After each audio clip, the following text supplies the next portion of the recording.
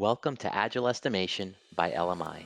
This module introduces you to the common Agile estimation technique known as story pointing. We'll also provide a few practical tips and tricks to get you started. Story pointing is an estimation technique that has three characteristics. 1. It looks at size as opposed to duration. 2.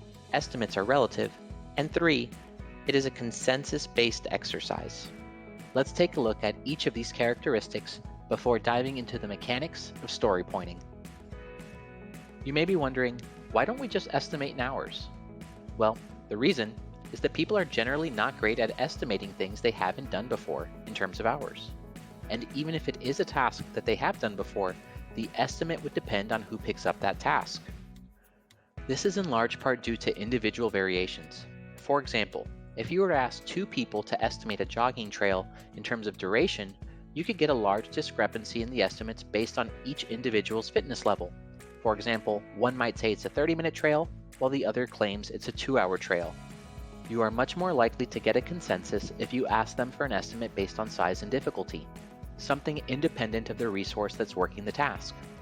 For example, they might come to a quick agreement that it's about a 4-mile trail with some hills. Our estimates should be resource independent. If every estimate was dependent on who worked on the task, it would be a nightmare from a flow perspective. You would create bottlenecks, produce waste, and defeat the entire point of building a cross-functional team. Estimating by size and complexity has additional benefits. As our fitness improves, the trail may take less time to run, but it remains the same size. Similarly, as our project goes on, our team's velocity may go up, but our estimates will hold as we work better together and familiarize ourselves with the project. You avoid the need to re-estimate based on improved skill. Next, we'll explore why Agile tends to use relative measurements for its estimates.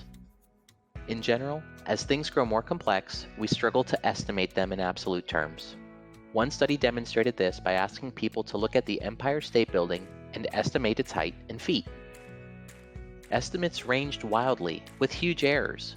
Some estimated it was 100 feet tall, while others estimated it was 10,000 feet tall. However, when they were asked to estimate the Empire State Building's height relative to the Chrysler Building that was in view, they were much more successful in estimating its height, with the consensus coming in at about 40% taller than the Chrysler Building. The challenge of estimating in absolute terms is even more pronounced when you're estimating an item you've never done before.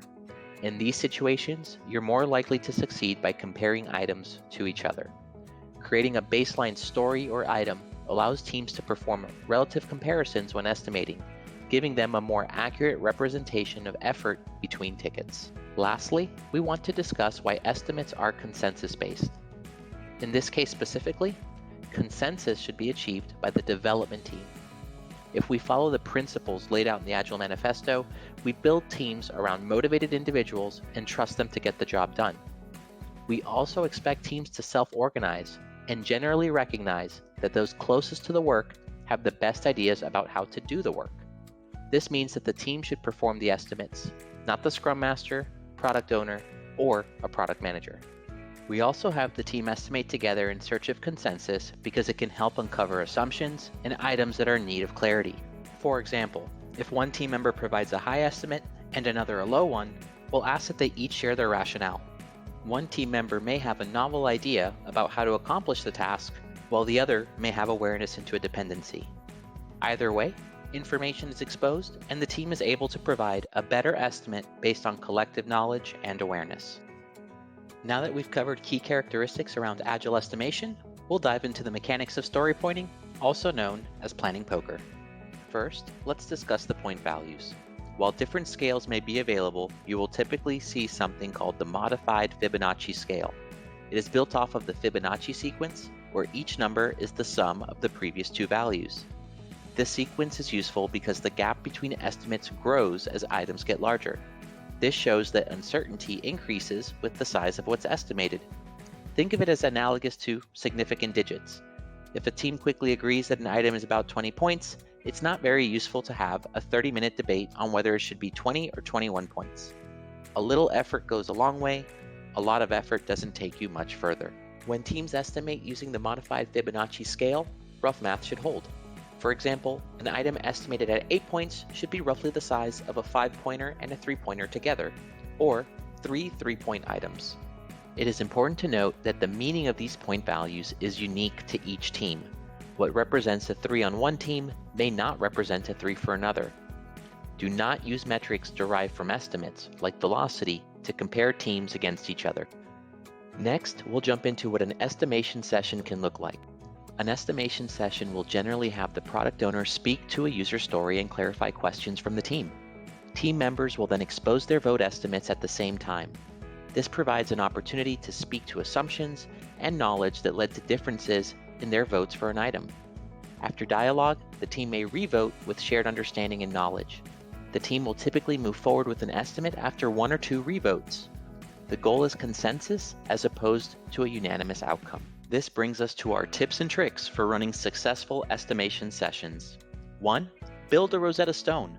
Once your team has had a few sessions, write down some good examples of each point value that the team can later reference for comparison in future sessions. This prevents estimation drift over time. 2. Avoid changing estimates after the work has been done. Sometimes you'll get the estimate wrong, and that's okay. They're about projecting capacity into the future based on what you know then, not about claiming credit based on what you know after. And 3, create an open environment where all team members have a voice. Votes are equal regardless of seniority. You never know what knowledge someone is hanging on to. That concludes our introduction to Agile estimation. We'll introduce other techniques in future videos. Good luck in your next session.